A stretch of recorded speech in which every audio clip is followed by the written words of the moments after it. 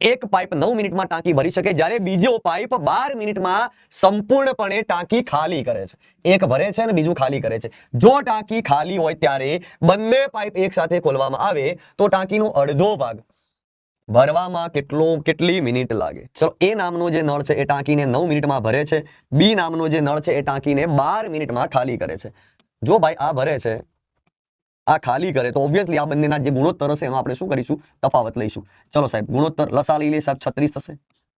9 4 36, 12 3 36 minus ભાગમાં 1. હવે આ થઈ કુલ ટાંકી.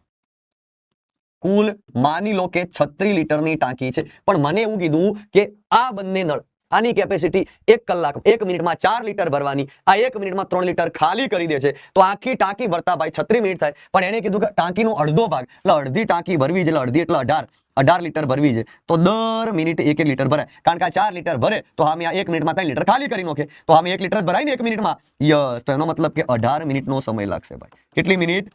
18 મિનિટનો સમય લાગશે. ખ્યાલ આવી ગયો? જવાબ રહેશે આપણો option B is the correct answer.